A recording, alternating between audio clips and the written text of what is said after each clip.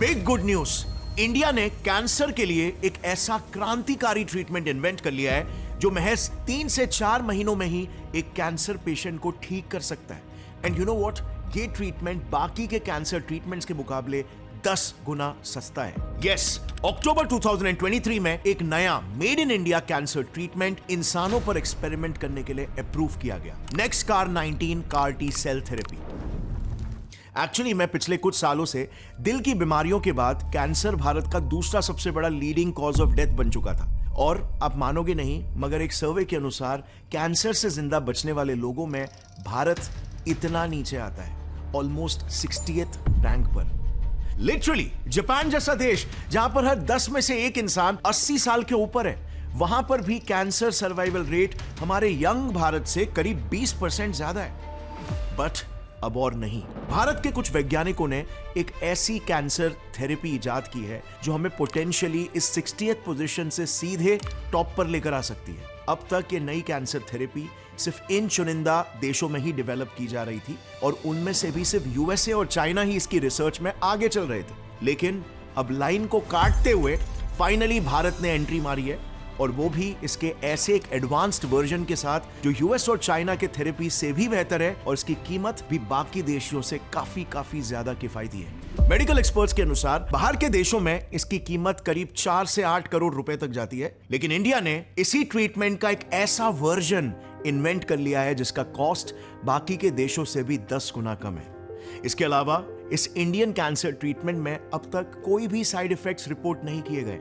अगर यूएस की बात करें, जहां पर इसी कैटेगरी की 6 थेरेपीज एफडीए द्वारा अप्रूव्ड है, उनके केस में भी दिमाग पर काफी सीवियर साइड इफेक्ट्स देखने को मिलते हैं, जिससे उन पेशेंट्स को कई दिनों तक आईसीयू में रखना पड़ता है इवन आफ्टर द ट्रीटमेंट। लेकिन हमारे भारतीय थेरेपी को अब तक एटलीस्ट 53 पेशेंट्स ऑलरेडी आजमा चुके हैं, और उनमें से एक में भी ऐसे न्यूरोलॉजिकल साइड इफेक्ट्स देखने को नहीं मिले। सो क्या ये न्यू ट्रीटमेंट सभी कैंसर पेशेंट्स के लिए एक बहुत ही बड़ा रे ऑफ होप है? इस टेक्नोलॉजी को सबसे पहले डॉक्टर वी.के. गुप्ता, जो कि एक रिटायर्ड आर्मी डॉक्टर है, इन पर पहली बार ट्राई किया गया, और आज ये कंप्लीटली कैंसर फ्री हो चुके हैं। इन्हें एक्चुअली में एक्यूट लिम्फोब्लास्टिक ल्यूकेमिया नाम का एक कैंसर था जो कि काफी एग्रेसिवली ग्रो होता है, और इसकी सबसे डेडली बात यह है कि डायरेक्टली हमारे व्हाइट ब्लड सेल्स यानी कि सीधा हमारे इम्यून सिस्टम पर ही अटैक करता है और उसे खत्म करता है। सो डॉक्टर गुप्ता काफी समय से इससे सफर कर रहे थे, लेकिन इन्हें करीब मिड 2023 में पता चला कि अब उनका कैंसर इतना फैल चुका है कि उनके पास सिर्फ 3 से 4 महीने का ही समय बचा है। यह पता चलते ही उन्होंने तुरंत खुद को NextCAR19 CAR T cell experiment के ट्रायल्स में एनरोल करवा दिया as a last resort to treat his disease. Last resort इसीलिए बोल रहा हूं क्योंकि डॉक्टर गुप्ता पर ही यह थेरेपी पहली बार ट्राई किया जाने वाला था, लेकिन मैजिकली ये ट्रीटमेंट इनके लिए वर्क कर गया।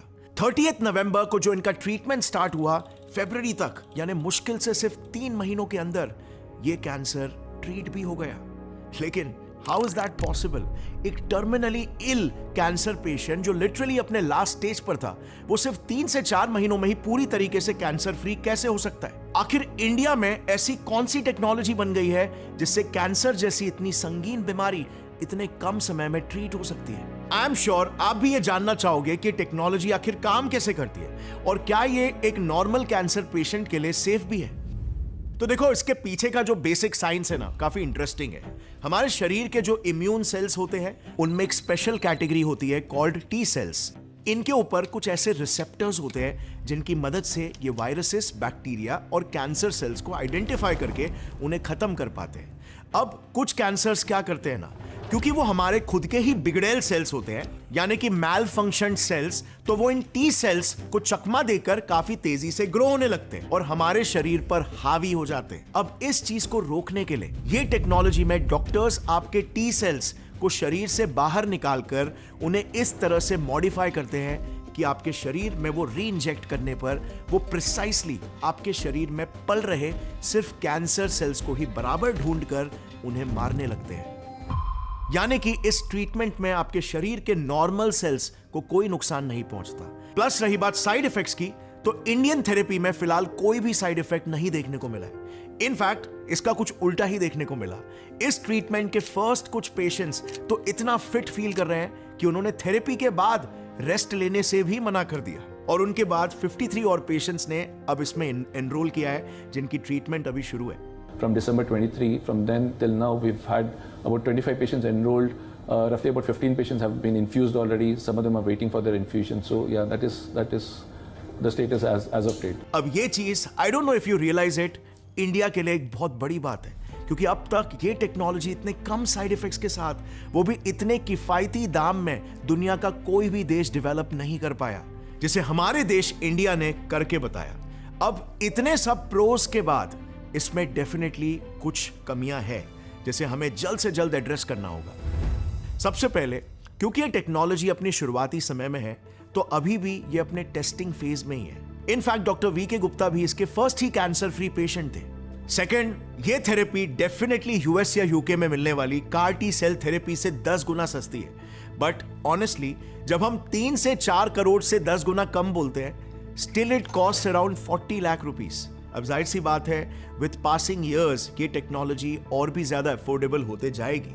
लेकिन फिलहाल के लिए इंडिया जैसे एक देश में भी, जहां पर आज भी लोग ऑन एन एवरेज महीने का सिर्फ 16-17 हजार कमाते हैं, तो 40 लाख रुपए कितने ही लोग अफोर्ड कर पाएंगे। और इसके बाद लास्टली, इम्यूनो एक्ट के founder and CEO doctor Rahul Purwar ने खुद ये बात कही है कि ये टेक्नोलॉजी करंटली सिर्फ एक स्पेसिफिक टाइप के कैंसर, बी सेल लिम्फोमा को ही ट्रीट कर सकती है। हाँ, उन्होंने ये भी जरूर कहा है कि इन द कमिंग ईयर्स इसमें और प्रोग्रेस होगा, लेकिन फिलहाल ये सिर्फ इसी एक कैंसर को ट्रीट करने के लिए उपलब्ध की जाएगी, और वो भी सिर्फ तब जब बाकी के ट्रेडिशनल थेरेपीज काम नहीं कर रहे। यानी कि अलग अलग प्रकार के ब्लड कैंसर्स में से भी सिर्फ एक, बाकी कैंसर्स के लिए फिलहाल इस थेरेपी को अप्रूव किया जाना अभी भी बाकी है, और उसमें कई सालों लग सकते हैं। और यही मेरे हिसाब से ये टेक्नोलॉजी का फिलहाल का ये सबसे बड़ा डिसएडवांटेज है, क्योंकि आज भी इंडिया में हर 5 मिनट में एक इंसान ब्लड कैंसर से डायग्नोज किया जा रहा है, और हर एक दिन 192 लोगों की इस बीमारी से मौत हो रही है। ब्लड कैंसर से एक पेशेंट के ब्लड सेल्स, जैसे कि WBCs, RBCs, प्लेटलेट्स,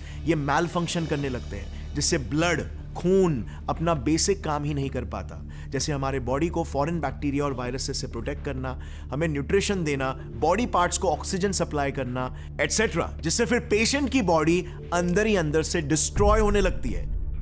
इस बीमारी का अब तक अनफॉर्चुनेटली कोई 100% सोल्यूशन अवेलेबल नहीं था, क्योंकि एक टाइप का कोई ब्लड कैंसर नहीं होता, बल्कि 100 किस्म के अलग अलग प्रकार के ब्लड कैंसर्स होते हैं, और इसीलिए अब तक ऐसा कोई एक ट्रीटमेंट डेवलप नहीं हो पाया जो इन सारे टाइप्स के ब्लड कैंसर को ट्रीट कर सके। सो अगर हम हर किस्म के ब्लड कैंसर को इफेक्टिवली और एफिशिएंटली ट्रीट नहीं कर सकते, तो सेकेंड बेस्ट ऑप्शन हमारे पास आज क्या है? वेल, एक सॉलिड ट्रीटमेंट है जो इनमें से ऑलमोस्ट सभी टाइप्स के ब्लड कैंसर्स को काफी हद तक एफिशिएंटली ट्रीट कर सकता है। इनफैक्ट ये ट्रीटमेंट तो कई सारे फेटल ब्लड डिसऑर्डर्स को भी ट्रीट कर लेता है, जैसे कि sickle cell anaemia, aplastic anaemia और ऑटो इम्यून डिजीजेस। इस ट्रीटमेंट का नाम है स्टेम सेल्स थेरेपी। लेकिन इस ट्रीटमेंट के लिए इन पेशेंट को आपके और मेरे जैसे डोनर्स की जरूरत होती है। आज के तारीख में DKMS नाम की एक ऑर्गेनाइजेशन है जो एक ऐसी रेवोल्यूशनरी सर्विस प्रोवाइड कर रही है जिसमें आप और मैं सिर्फ अपने स्पिट, अपने सलाइवा को डोनेट करके किसी कैंसर पेशेंट की जान बचा सकते हैं। आई नो, सुनने में इम्पॉसिबल लग रहा होगा, बट देखो, सिंपल शब्दों में अगर मैं बताऊं ना, तो ऐसी बीमारियों में रूट प्रॉब्लम हमेशा होता है उनके damaged stem cells. Stem cells basically हमारी बॉडी में एक सेल की फैक्ट्री की तरह काम करते हैं, जो नए सेल्स बनाकर उन्हें स्पेसिफिक रोल्स असाइन करते हैं।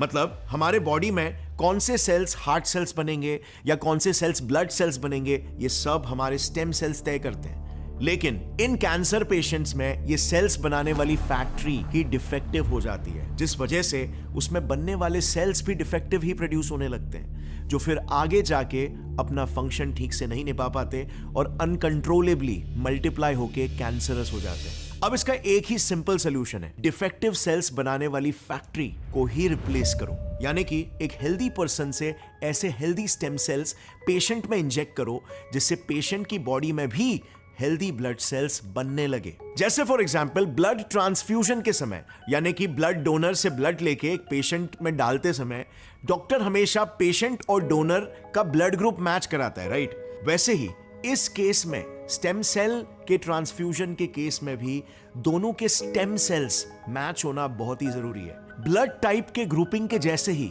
स्टेम सेल्स की भी ग्रुपिंग की जाती है, जिसे कहते हैं HLA typing. But you know what, आपके HLA टाइप का 100% मैच करने वाला डोनर आपको मिले, इसके चांसेस 1 in a million होते हैं। It's extremely rare. और मैचिंग तो तब होगा ना जब पहली बात आपको अपना HLA टाइप खुद का ही पता होगा। आज जर्मनी में फॉर एग्जांपल 7.7 मिलियन लोगों को, यानी 77 लाख लोगों को अपने HLA टाइप के बारे में पता है। इनफैक्ट उन सबका नाम एक सेंट्रल डेटाबेस में रजिस्टर्ड भी है। तो कल को अगर किसी भी पेशेंट को अर्जेंट स्टेम सेल ट्रांसफ्यूजन की जरूरत पड़ती है तो तुरंत डेटाबेस चेक करके डोनेशन अरेंज करवाया जा सकता है। लेकिन इंडिया में स्टैटिस्टिक्स क्या है? इंडिया में 140 करोड़ की आबादी में से सिर्फ 6 लाख लोगों को ही अपने HLA टाइप के बारे में पता है। और हम जर्मनी की तरह एज सच इसका कोई डेटाबेस भी मेंटेन नहीं करते। और बस इसीलिए DKMS, जो कि एक ग्लोबल ऑर्गेनाइजेशन है जो कि ब्लड कैंसर पेशेंट्स की जान बचाने के लिए अपने लेवल पर स्टेम सेल डोनर्स का एक ग्लोबल डेटाबेस क्रिएट कर रही है, ताकि पूरी दुनिया में चाहे किसी भी कोने में अगर एक ब्लड कैंसर पेशेंट को अर्जेंट स्टेम सेल ट्रांसप्लांट की जरूरत हो तो उसे तुरंत एक मैचिंग डोनर दुनिया के किसी भी कोने में से मिल पाए और उसकी जान बच सके। और एग्जैक्टली फ्रेंड्स, यहीं पर आता है मेरा और आपका भी रोल। हमें अपने आप को इस डेटाबेस में एज डोनर्स रजिस्टर करना होगा और इसका प्रोसेस भी बहुत ज्यादा सिंपल है। इवन आपको खुद को अपने HLA टाइप के बारे में भी पता चल जाएगा, जिसके लिए यूजुअली पे करना पड़ता है, बट यहां पे वो एकदम फ्री में हो सकता है। सो स्टेप नंबर 1, सबसे पहले आपको DKMS की ऑफिशियल साइट पर जाकर रजिस्टर करना है। स्टेप नंबर 2, रजिस्टर करने के कुछ ही दिनों में आपके घर में बिल्कुल फ्री में एक ऐसा स्वैप किट आएगा जिसमें 3 क्लीन स्टेरिलाइज्ड कॉटन बड्स और एक इंस्ट्रक्शन मैनुअल होगा। उस मैनुअल में दिए गए इंस्ट्रक्शंस को फॉलो करके बस आपको कुछ इस तरह से आपके स्पिट का सैंपल लेना है और फिर इस सैंपल को उसी किट में दिए गए प्रीपेड एनवेलोप की मदद से पोस्ट करना है। या फिर इवन आप रिवर्स रिटर्न भी रिक्वेस्ट कर सकते हो, जिससे आपको घर से बाहर निकलने की भी जरूरत नहीं पड़ेगी। आपका सैंपल विद इन 24 से 48 आवर्स आपके घर से ही पिकअप हो जाएगा एंड डन।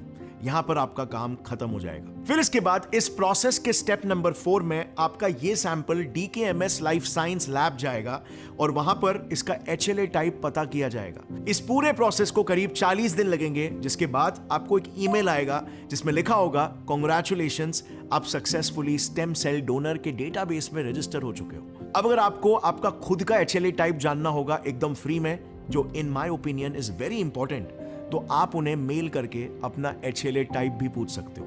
फिर स्टेप नंबर 5, जो आपको बना सकता है किसी कैंसर पेशेंट की जान का सेवियर। जैसे ही आपका HLA टाइप किसी ब्लड कैंसर पेशेंट से मैच होगा, वैसे ही आपको स्टेम सेल डोनेशन के लिए एक कॉल आएगा। DKMS के वेबसाइट में आप देख सकते हो ऐसे हजारों पेशेंट्स हैं जिन्हें अर्जेंटली डोनेशन की जरूरत है, पर आपको डोनेशन के लिए कॉल आए क्योंकि आपका HLA टाइप किसी पेशेंट से मैच हो गया, इसके चांसेस बहुत ही रेयर होते हैं। और अगर आपको कॉल आता है तो आप किसी की जान बचा सकते हो। कॉल आने में 1 हफ्ते से लेकर कई साल लग सकते हैं, और ऐसा भी हो सकता है कि आपको अपने लाइफ टाइम में कभी भी कॉल नहीं आए क्योंकि आप किसी के साथ मैच ही नहीं हुए। लेकिन अगर आपको डोनेशन रिक्वेस्ट आती है, then it is upon you कि आप स्टेम सेल्स डोनेशन के लिए कंफर्टेबल हो या नहीं। ये एक वॉलंटरी प्रोसेस है, कोई कंपल्शन नहीं है इसमें। बट मेरे हिसाब से तो इसमें कंफर्टेबल नहीं होने की कोई बात ही नहीं है, क्योंकि ये प्रोसीजर बिल्कुल ही ब्लड प्लेटलेट डोनेशन जैसा ही सिंपल होता है। सो अगर आपने इस डोनेशन के लिए हाँ बोल दिया तो आपका फुल बॉडी चेकअप किया जाएगा, सिर्फ ये देखने के लिए कि आप डोनेशन के लिए फिट हो या नहीं। स्टेम सेल डोनेट करवाने के लिए आपको बस आपके नजदीकी सेंटर में जाना होगा और आगे का पूरा प्रोसेस एकदम ब्लड प्लेटलेट डोनेशन की तरह सिंपल होगा। इसमें फर्क सिर्फ इतना है कि इस प्रोसेस में एक हाथ से ब्लड लेकर मशीन के जरिए उसमें से स्टेम सेल्स को अलग किया जाता है और फिर सेम ब्लड बॉडी में वापस से भेजा जाता है।